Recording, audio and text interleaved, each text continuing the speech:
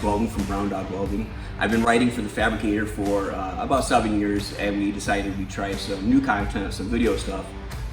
So I wanted to show you my latest project. It's actually something I had on the burner for a long time. It was one of those things you kind of think is simple, but then you dig into it and there's a lot of problem solving. So I have this wheel, and it's off of a Cadillac race car that raced at the Grand Prix here in Detroit.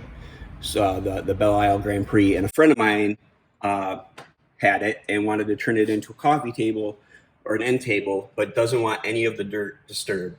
So that means you can't just put the glass on the rim of the wheel. You have to have it set above it. So the first thing, actually this thing, so I had another friend find this from the GM race team. It's the axle nut, I guess you would call it. Actually, I'm not sure exactly what you would call it. But I thought my original idea was I would thread it in and it would fasten it in. But in reality, I don't have the axle and I didn't make the threads. So it's just going to set in there like that.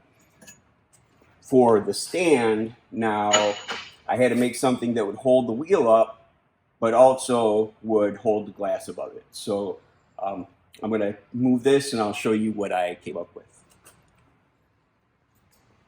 All right, so as usual, I just kind of used what I had and came up with something. Considering the wheel's 5-spoke pattern, I wanted to do it in 5, so it has 5, I don't know if you call them legs or supports, just out of square tubing, and I put copper copper to cap them off, use silicon bronze to attach them, and then used a couple of drops steel pipe, and then brazed them together with silicon bronze to give it a kind of a cool gold look. Had this black pipe sitting somewhere and welded it to the pipe, and then this piece is a stainless hub from something. Honestly, I don't know what. I just had it laying around, and it fits the outside diameter, fits the inside diameter of the wheel so that it slides right over it. And then this ledge right here hits the hub of the wheel. So the wheel actually sits on this right here.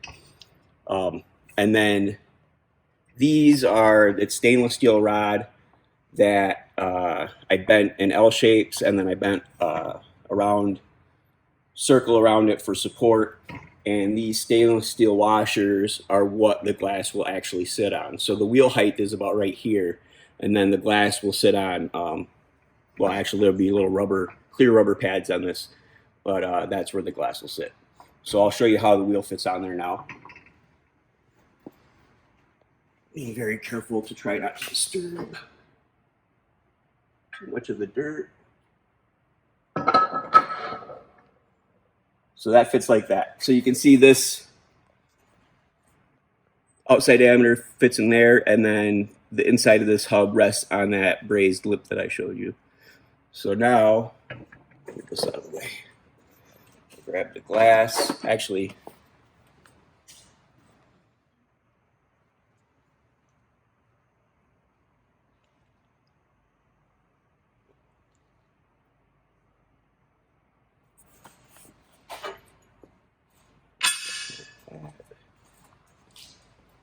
and then the glass I had cut to mimic the overall diameter of the tire that would have been on here.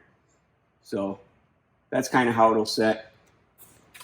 I'll fasten, I'll glue the rubber tabs down so that they don't move around. But yeah, that's it. So it sits off like an inch or so from the wheel, so it protects any wear and tear, any rubbing on the wheel. The glass surface is above that, and I think it's pretty happy with how it turned out. It's going to go at a friend's.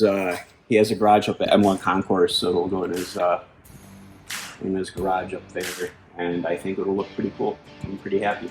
Sorry it took so long, Charles, but it's done now.